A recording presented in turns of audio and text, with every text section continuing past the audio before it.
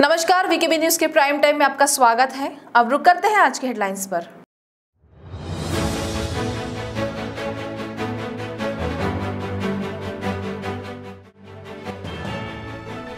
Lakadganj police station के तहत 21 लाख की लूट, चाकू की नोक पर 3 आरोपियों ने लूटपाट को दिया अंजाम।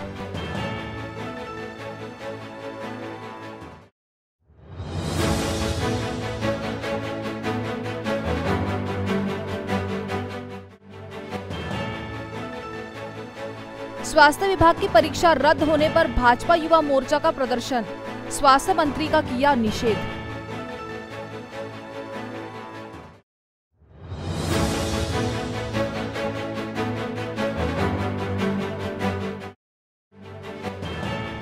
और मोदा के माथनी टोल नाके पर वसूली का एनसीपी ने किया विरोध।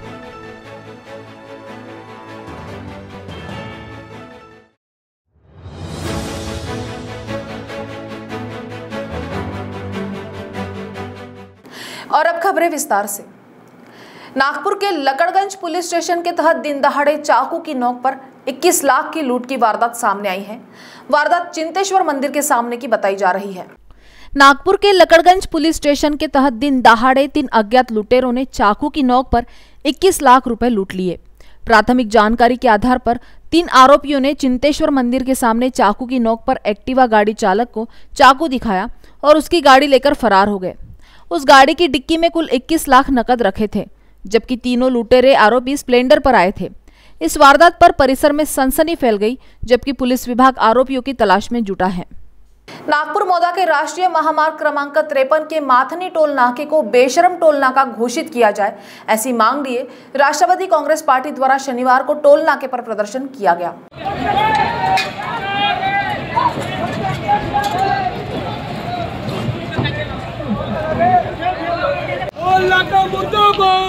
मोदा स्थित राष्ट्रीय महामार्ग क्रमांक 53 पर माथनी टोल नाके के विरोध में राष्ट्रवादी कांग्रेस के कार्यकर्ता काफी आक्रामक दिखे। राष्ट्रवादी कांग्रेस द्वारा महामार्ग पर पड़ने वाले गड्ढे और सुविधाओं के अभाव के कारण जब तक पूरी सुविधाएं नहीं होती तब तक माथनी टोल नाके पर टोल वसूली रोकी जाए, ऐसी मांग एनसीपी द्वारा की गई। इस बीच एनसीपी कार्यकर्ताओं ने सड़क जाम कर कुछ देर तक रास्ता भी रोका।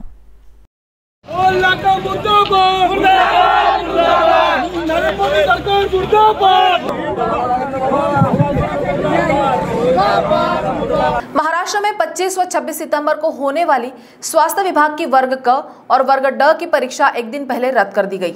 इस बात का विरोध करते हुए भारतीय जनता युवा मोर्चा नागपुर महानगर द्वारा स्वास्थ्य मंत्री राजेश टोपे का विरोध किया गया।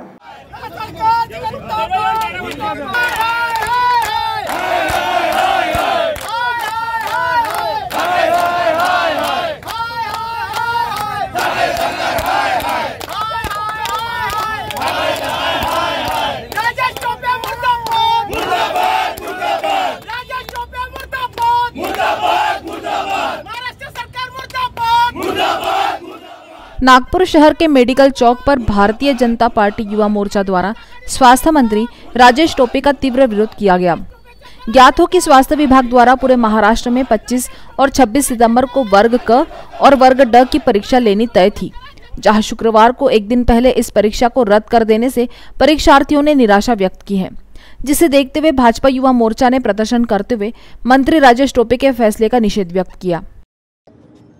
लग्न मंडपात लग्न सुरू आहे ना, नवरी फरार आहे, हे आरोग्य विभागाची घोड आहे, सगळ्यात मोठी घोड आहे। राजेश टोपे यांनी काय केलेलं आहे, आजची परीक्षा कालपासून मुलं बाहेरून आलेले विद्यार्थी ज्यांनी स्वतःच्या खिशातून पैसा खर्च करून या कोरोनाच्या काळामध्ये जाऊन एक दिवसा अगोदर तिथे जाऊन राहतात, त्यांच्या खिशातून पैसे राहण्या खाण्याचा पूर्ण खर्च हे का राज्य सरकार देणार आहे का? आपण हे परीक्षा रद्द केली, कामुळे रद्द केली याचं कारण नाही, सरकारने याचं कारण सांगितलं नाही।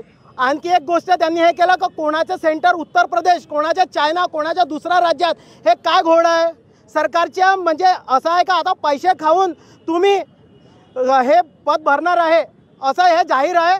व आमच्या मुख्यमंत्री साहेबांनी हेच सांगितलं, या सरकारचं असेच घोड चालत आहे, एकाच गोष्टीमध्ये घोड करत आहे ते वेगळी गोष्ट आहे, पण प्रत्येक विषयामध्ये घोळ, तो ओबीसी समाजाच्या राजकीय आरक्षणाचा असो, मराठा समाजाच्या आरक्षणाचा असो, या आता विद्यार्थ्यांच्या परीक्षेच्या असो, MPSCच्या असो, याचा UPSCच्या परीक्षेच्या असो, सगळ्याच ठिकाणी या महाविकास आघाडी सरकारने घोळ केलेला आहे। या सरकारच्या व राजेश टोपे आरोग्य मंत्र्यांचा आम्ही इथे जाहीर निषेध करतो। भारी उत्साह के बीच कृषि उत्पन्न बाजार समिति कलमना चुनाव के आखिरी दिन 39 फॉर्म भरे गए। आखिरी दिन तक नामांकन दाखिल करने वालों की संख्या अब 69 हो गई है, यानी 18 पदों के लिए 69 लोग दावेदारी कर चुके हैं। वैसे कुल 76 फॉर्म भरे गए हैं, लेकिन कई उम्मीदवारों ने 2-2 फॉर्म भरे हैं। वास्तविक संख्या 69 है। 28 सितंबर से 12 अक्टूबर तक नामांकन वापसी का समय है। व्यापारी आड़तिया वर्ग में सबसे ज्यादा लोगों की दिलचस्पी दिखाई दी। कुल 22 लोगों ने इस वर्ग में नामांकन भरा है। कृषि उत्पन्न बाजार समिति कलमना चुनाव में 22 लोगों के नामांकन भरने से व्यापारी आड़तिया वर्ग में माहौल और गर्म हो गया है। सबसे खास बात यह है कि अभी पार्टियों ने अपने अपने उम्मीदवारों को केवल फॉर्म भरने को कहा है, लेकिन कोई भी पार्टी या पार्टी के नेता सामने नहीं आ रहे हैं। इससे अभी तक सस्पेंस कायम है। लोग नेताओं के आश्वासन पर फॉर्म भर रहे हैं, लेकिन ऊंट कब किस करवट बैठेगा ये कहना मुश्किल ही लग रहा है। शुक्रवार को प्रकाश वाधवानी के समर्थन में कई व्यापारी संगठनों के प्रतिनिधि उपस्थित रहे और उनका नामांकन करवाया।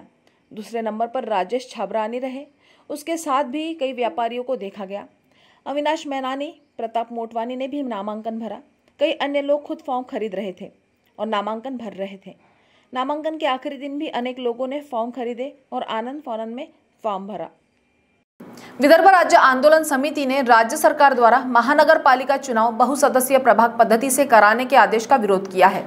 समिति की बैठक में मुख्य संयोजक राम नेवले ने कहा कि प्रभाग पद्धति से चुनाव करवाकर केवल बड़ी मालदार पार्टियों को भी लाभ पहुंचाने का षड्यंत्र रचा जा रहा है। छोटे दल और निर्दलीय नागरिकों को चुनाव लड़ने से रोकने की ये साजिश है। क्या देश का आम आदमी चुनाव नहीं लड़ सकता? विदर्भ राज्य आंदोलन समिति ने राज्य सरकार द्वारा महानगर पालिका चुनाव बहुसदस्यीय प्रभाग पद्धति से कराने के आदेश का विरोध किया है। समिति की बैठक में मुख्य संयोजक राम नेवले ने कहा कि मुंबई में ही वार्ड सिस्टम रखा गया और शेष पूरे राज्य में प्रभाग पद्धति, इसका विरोध किया जाएगा। उन्होंने कहा कि सरकार के इस निर्णय को हाई कोर्ट में चुनौती दी जाएगी। समिति की ओर से 27 सितंबर को जिलाधिकारी को निवेदन देकर प्रभाग पद्धति को रद्द कर वार्ड पद्धति से चुनाव कराने की मांग की जाएगी। नेवले ने कहा कि राजधानी मुंबई में कब्जा जमाने के लिए वार्ड पद्धति और उपराजधानी में प्रभाग पद्धति से चुनाव कराना ही इस सरकार की नीयत पर सवालिया उंगली उठाता है। एक ही राज्य में 2 चुनाव प्रक्रिया कैसे हो सकती है? राज्य में 3 पार्टियों की सरकारें हैं। 3 सदस्यीय प्रभाग सिस्टम से चुनाव कराने का निर्णय लिया गया ताकि एक प्रभाग से तीनों पार्टी के उम्मीदवार उतारे जाए और पैसा खर्च कर सत्ता हथियाए। आए। इस निर्णय से आम नागरिक और छोटे दल चुनाव लड़ने की हिम्मत नहीं कर पाएंगे। मुख्यमंत्री और चुनाव आयोग को एक वार्ड के एक पार्षद चुनाव पद्धति लागू करने की मांग का पत्र भेजा जाएगा। नागपुर के कामठी रोड पर स्थित डॉक्टर बाबा साहेब आम्बेडकर अस्पताल के कायाकल्प को लेकर कुणाल राउत की ओर से हाई कोर्ट में जनहित याचिका दायर की गई। इस संदर्भ में सरकार की ओर से दिए गए आश्वासन के बावजूद कुछ नहीं किए जाने पर अब अवमानना की याचिका दायर की गई थी। अवमानना पर हाईकोर्ट ने राज्य सरकार को प्रकल्प की वास्तविकता उजागर करने के लिए काफी समय देने के बावजूद जवाब दायर नहीं किया गया, जिस पर अब न्यायाधीश अतुल चांदुरकर और न्यायाधीश पुष्पा गडेरीवाला ने जवाब दायर करने के लिए अल्टीमेटम देते हुए 2 सप्ताह का अंतिम समय प्रदान किया है। अदालत को बताया गया कि उप मुख्यमंत्री की अध्यक्षता में आम्बेडकर अस्पताल के कायाकल्प को लेकर 24 फरवरी 2021 को बैठक ली गई, जिसमें 1043 करोड़ रुपए के संशोधित प्रस्ताव पर चर्चा की गई। ये प्रस्ताव राज्य सरकार के विचाराधीन है। सरकार की ओर से खुलासा किए जाने के बाद अदालत ने बैठक के बाद इस संदर्भ में हुई गतिविधियों की जानकारी देने के आदेश सरकारी पक्ष को दिए। उल्लेखनीय है कि वर्ष 2016 में राउत ने हाईकोर्ट में जनहित याचिका दायर की थी, जिस पर सरकार ने 7 जनवरी 2017 को हलफनामा दायर किया था। एक वर्ष बाद 31 जनवरी 2018 को हुई सुनवाई के दौरान सरकार ने हाईकोर्ट से समय देने का अनुरोध किया था। कई बार समय देने के बावजूद सरकार की ओर से सकारात्मक जवाब दायर नहीं किया गया। जनहित याचिका पर सुनवाई के दौरान अदालत को बताया गया कि 28 फरवरी 2014 को ही कैबिनेट की बैठक में इसे हरी झंडी दी गई थी। इसमें डॉक्टर बाबा साहेब आम्बेडकर अस्पताल के आधुनिकीकरण का फैसला लिया गया था। अस्पताल और रिसर्च सेंटर का संचालन सरकार के विभाग द्वारा ही किया जाना है। सरकार की ओर से निर्णय लिए जाने का खुलासा होने के बाद अदालत ने गत समय अस्पताल की सेवा और सुविधाओं में विस्तार करने के आदेश देकर याचिका का निपटारा कर दिया था। हाईकोर्ट के आदेशों के बावजूद उचित निर्णय नहीं होने के कारण अब अवमानना की याचिका दायर की गई। अब वक्त तो चला है एक ब्रेक का, मिलते हैं एक छोटे से ब्रेक के बाद। बाय। सब जानना चाहते हैं मेरा फेवरेट कलर, मेरा फेवरेट डेस्टिनेशन, मेरी फेवरेट डिश, पर कोई ये नहीं पूछता कि फेवरेट डिश मैं बनाती कैसे हूँ। अरे यार, जिसे टेस्टी खाना पसंद है वो अच्छे टेस्ट तक पहुँच ही जाता है। सुरुचि मसाले, खाने में हो रुचि तो घर लाइए सुरुचि।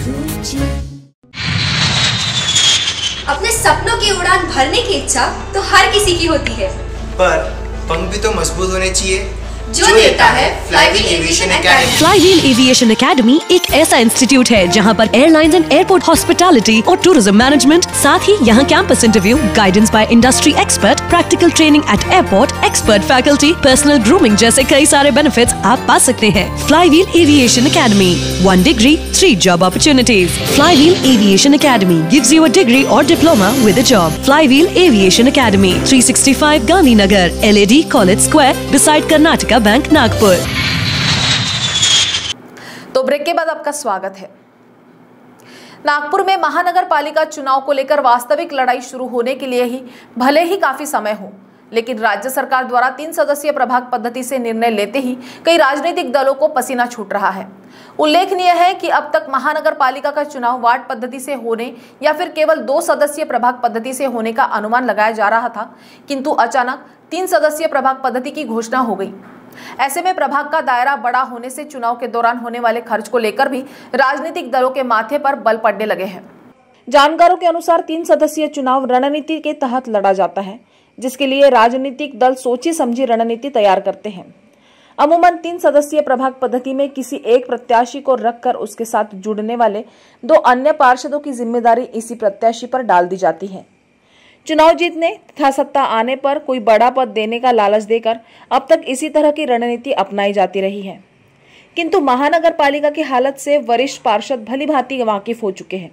बुरी तरह कंगाली तथा आय के कोई नए स्रोत नहीं होने से अब वरिष्ठ पार्षद भी अलग से कोई बड़ी जिम्मेदारी लेने से कतरा रहे हैं। जानकारों के अनुसार भाजपा ने अधिकांश पार्षदों को बदलने का निर्णय लिया है। ऐसे में उसे वरिष्ठ पार्षदों के साथ में लेकर ही नए प्रत्याशियों की जीत सुनिश्चित करनी होगी, किंतु वरिष्ठों को इस जिम्मेदारी के लिए मनाना आसान नहीं दिखाई दे रहा है। राजनीतिक जानकारों के अनुसार वास्तविक रूप से चुनावी सरगर्मियां शुरू होने तथा टिकट बंटवारे का सिलसिला शुरू होने के बाद कई राजनीतिक दलों को झटके लगने की संभावना से इनकार नहीं किया जा सकता है। चुनाव में भले ही कोई नई बात नहीं हो, लेकिन इसे लेकर अभी से अफवाहों का बाजार गर्म हो गया है। कुछ पार्षदों को लेकर अभी से उनके द्वारा दल बदलने की संभावनाएं जताई जा रही हैं। नागपुर से निर्यात बढ़ाने की संभावनाएं हैं। इसके लिए बुनियादी सुधार काफी हो चुके हैं। कारोबार और अधिक बढ़ाने की संभावना को तलाश करने के लिए जिला प्रशासन पूर्ण सहयोग करेगा। जिलाधिकारी विमला आर ने बतौर मुख्य अतिथि ये विचार व्यक्त किए। वह जिला उद्योग केंद्र विदेश व्यापार महानिदेशालय की ओर से विदर्भ इंडस्ट्रीज एसोसिएशन VIA में आयोजित वाणिज्य शपथ कार्यक्रम को संबोधित कर रही। केंद्र सरकार के निर्देश पर पूरे देश में आजादी के अमृत महोत्सव के तहत कार्यक्रम का आयोजन किया जा रहा है। उन्होंने कहा कि निर्यात बढ़ाने से देश मजबूत होता है और हमारे देश में निर्यात बढ़ाने की संभावनाएं काफी अच्छी है। कार्यक्रम में विकास आयुक्त मिहान वी श्रमन, उद्योग सह आयुक्त ए धर्माधिकारी, महाप्रबंधक गजानन भारती, ICD के संतोष कुमार सिंह, वेद के शिव कुमार राव, सुरेश राठी उपस्थित थे। भारती ने कहा कि जिले से निर्यात बढ़ाने के लिए एक रोड मैप बनाया गया। एक्शन प्लान के तहत ही कार्य को आगे बढ़ाने की योजना है। छोटे से छोटे उद्योगों को भी प्रेरित करने की दिशा में काम होगा। इसके बाद विदर्भ के 11 जिलों के जिला उद्योग अधिकारी के साथ भी चर्चा की गई। वरुण विजय वर्गीय, PA बमने ने प्रस्तुतिकरण दिया। इस अवसर पर मुकुल पाटिल, रवलिन खुराना, मनोहर भोजवानी उपस्थित थे।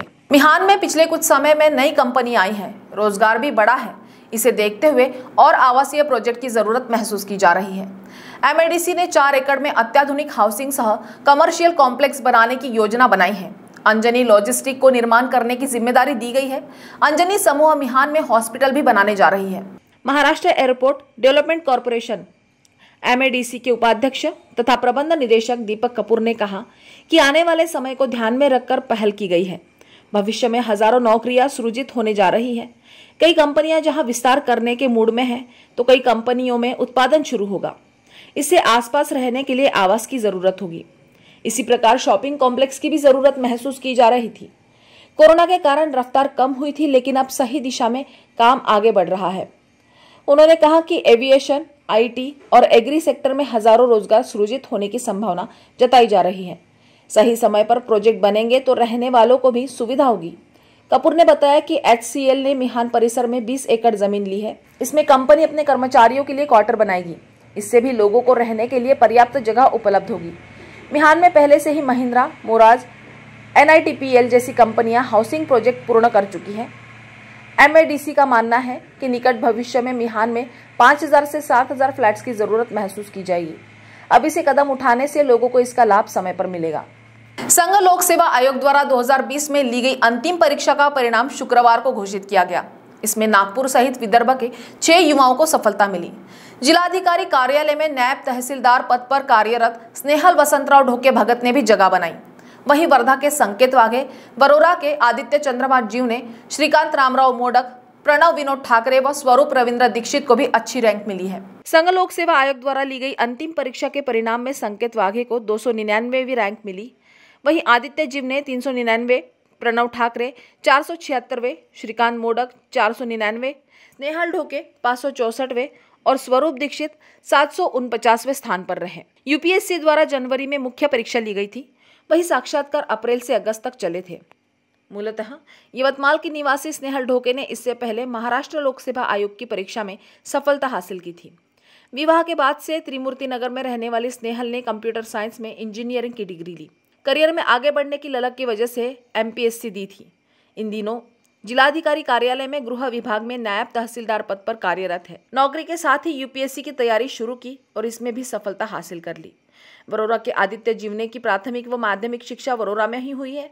10वीं के बाद नारायणा विद्यालय से 12वीं तक पढ़ाई की। बाद में आदित्य ने यशवंतराव चौहान अभियांत्रिकी महाविद्यालय से मैकेनिकल ब्रांच में BE किया। आदित्य को तीसरी परीक्षा में सफलता मिली है।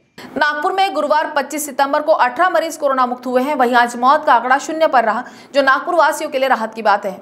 वहीं आज 4612 लोगों की कोरोना जांच की गई है, जहां 13 लोग पॉजिटिव पाए गए हैं। तो प्राइम टाइम न्यूज में आज इतना ही। आपसे कल फिर मुलाकात होगी, तब तक बने रहिए BKB न्यूज के साथ। नमस्कार।